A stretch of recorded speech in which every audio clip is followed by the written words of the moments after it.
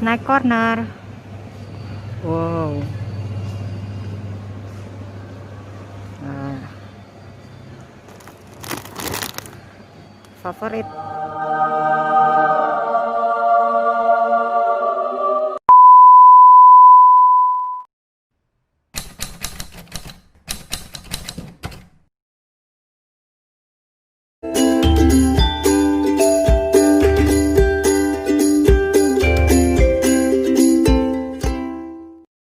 Assalamualaikum. Loh, bentar-bentar.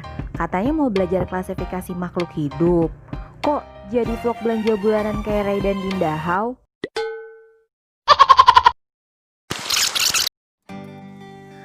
Allah menciptakan makhluk hidup untuk menghuni bumi ini. Tahu nggak sih berapa banyak jenis makhluk hidup yang ada? Sampai saat ini, tidak ada satupun yang tahu pasti berapa banyak jenis makhluk hidup. Para ahli hanya dapat memperkirakan berapa jenis makhluk hidup sampai dengan saat ini. Berdasarkan data dari National Geographic Indonesia tahun 2019 menyebutkan, jumlah spesies di bumi ini berkisar antara 5,3 juta sampai 1 triliun spesies. Dapat diumpamakan, jika kalian mendapatkan laporan dari bank, jumlah saldo simpanan kalian sekitar 70.000 sampai 14,5 miliar rupiah. Masya Allah, perkiraan dengan tingkat ketidakpastian yang sangat besar ya. Untuk mempelajari makhluk hidup yang sangat banyak jenisnya, para ahli melakukan pengelompokan atau klasifikasi makhluk hidup. Klasifikasi dalam kehidupan sehari-hari ditemukan misalnya di pasar swalayan.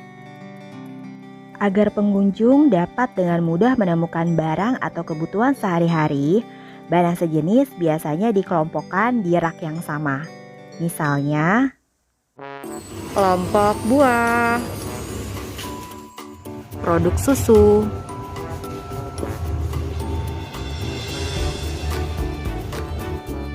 kelompok sampo dan sabun,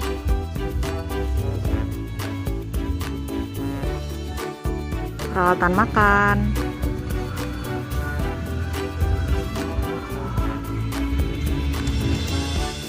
sepeda,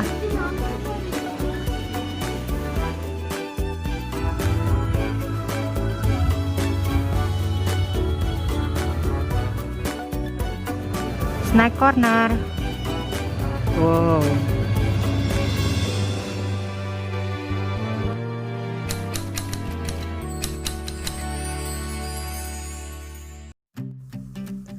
Klasifikasi makhluk hidup dilakukan berdasarkan persamaan dan perbedaan ciri-ciri makhluk hidup. Makhluk hidup yang memiliki persamaan dimasukkan dalam satu kelompok tertentu.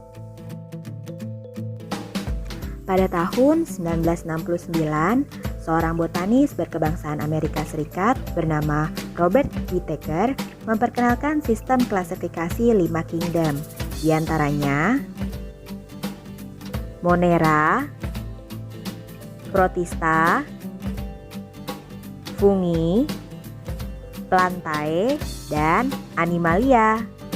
Kali ini kita akan membahas Kingdom Monera dan Protista saja ya. Kingdom lainnya akan dibahas pada video berikutnya.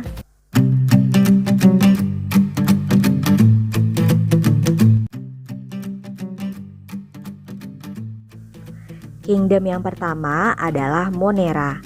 Berasal dari bahasa Yunani moneres yang berarti tunggal. Semua kelompok Monera termasuk dalam sel prokaryotik yang berarti tidak memiliki membran inti sel. Monera dikelompokkan menjadi 2, bakteri dan cyanophyta. Kelompok bakteri memiliki ciri-ciri yang pertama bersifat mikroskopis, yaitu hanya bisa diamati di bawah mikroskop. Ciri yang kedua, bersel satu atau uniseluler. Dan ciri yang ketiga adalah bentuknya bervariasi. Ada 4 macam bentuk dari bakteri. Di antaranya yang pertama, kokus atau bulat.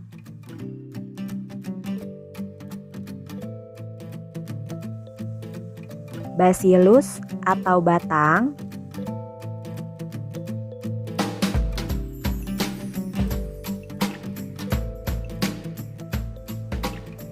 Spirillum atau spiral,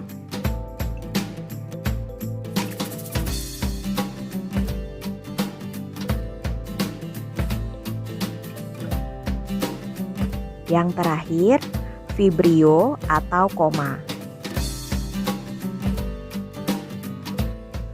Contoh bakteri ada yang menguntungkan, ada juga yang merugikan. Yang pertama adalah Salmonella typhi yang merupakan penyebab dari penyakit demam tifoid. Penyakit ini cukup banyak diderita orang Indonesia baik dewasa maupun anak-anak.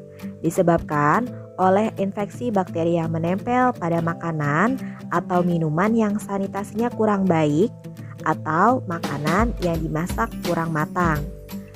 Gejalanya adalah demam sampai 40 derajat Celcius, dehidrasi, sakit kepala, anemia, dan sakit perut. Contoh yang kedua adalah bakteri Escherichia coli, yaitu bakteri yang hidup di usus besar manusia. Berperan penting dalam proses pembusukan makanan dan juga penghasil vitamin K yang berguna untuk manusia.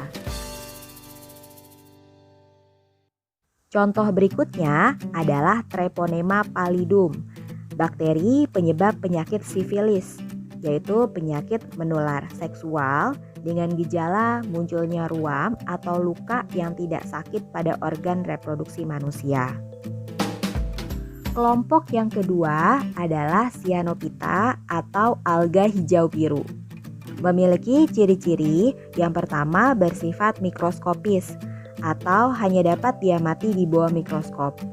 Ciri yang kedua bersel satu atau ada juga yang bersel banyak, multiselular. Ciri yang ketiga memiliki klorofil di seluruh tubuhnya. Maka dari itu, organisme ini dapat membuat makanannya sendiri yang disebut dengan autotrof. Dan ciri selanjutnya, biasanya Cyanophyta dapat kita temui di air tawar atau air laut, tempat yang lembab, dan juga bebatuan. Beberapa contoh dari Cyanophyta diantaranya Gleocapsa sp,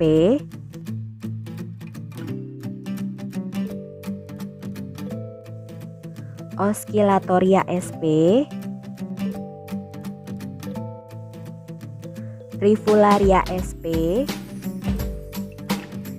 dan Anabaena sp, yaitu bakteri yang bersimbiosis dengan akar dari paku air atau Azolla pinnata.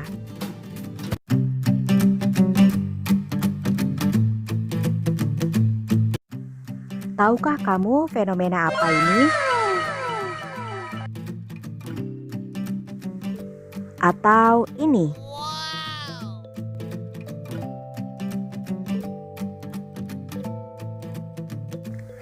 Kedua gambar tersebut menunjukkan fenomena bioluminescence, yaitu produksi cahaya yang dipancarkan oleh makhluk hidup. Organisme bioluminescence sebagian besar ditemukan di laut. Salah satu kelompok yang akan kita pelajari yaitu kelompok Protista. Protista adalah kelompok organisme uniseluler atau multiseluler yang sel-selnya bersifat eukariotik, yaitu memiliki membran inti sel. Protista dikelompokkan menjadi dua, protozoa dan ganggang atau alga. Protozoa adalah organisme uniseluler yang selnya bersifat eukariotik atau memiliki membran inti sel. Habitatnya dapat kita temukan di air tawar atau air laut. Protozoa berdasarkan alat geraknya dibedakan jadi 4. Yang pertama, kaki semu atau pseudopoda. Yang kedua, bulu cambuk atau flagellata. Yang ketiga, rambut getar atau ciliata.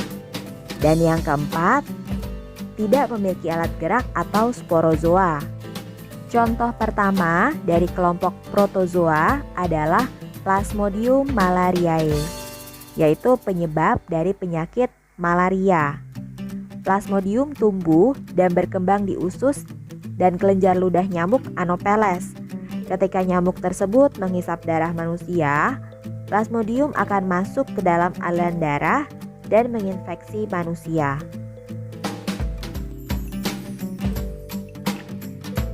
Gejala dari penyakit malaria adalah menggigil yang disertai dengan demam, muntah, nyeri otot dan sendi, serta diare pada anak-anak. Contoh lainnya adalah Euglena viridis yang mampu berfotosintesis karena memiliki klorofil.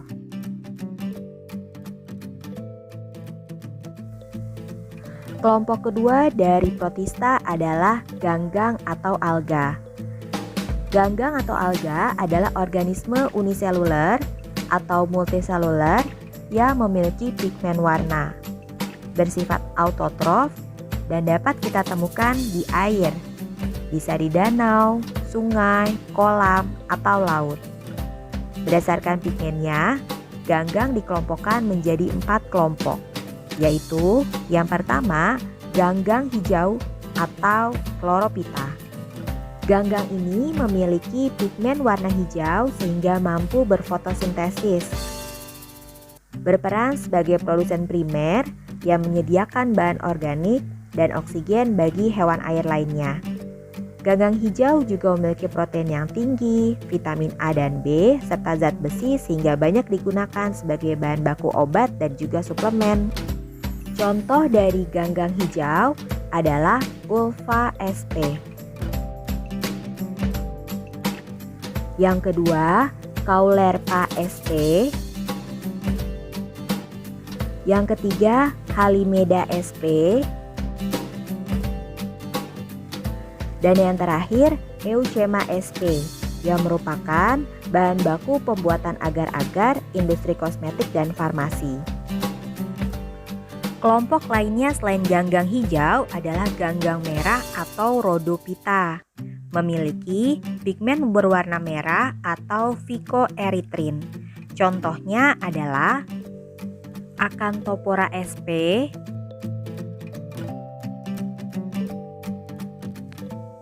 Glacilaria sp,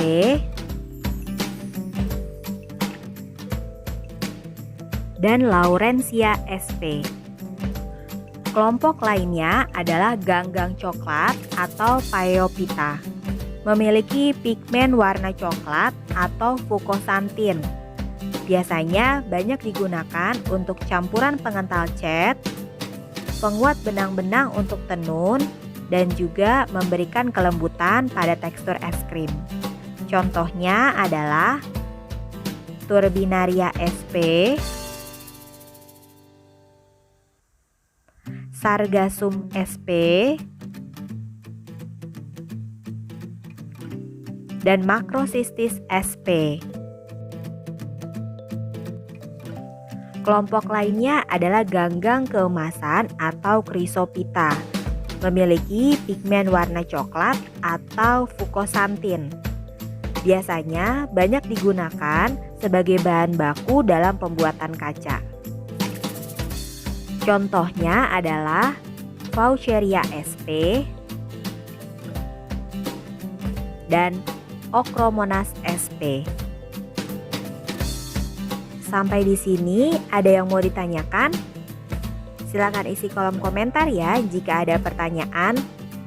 Semoga dengan mempelajari materi ini semakin meningkatkan rasa syukur kita akan ciptaan Allah SWT. Jangan lupa di like, komen, and subscribe karena guru IPA belajar IPA jadi lebih gampang.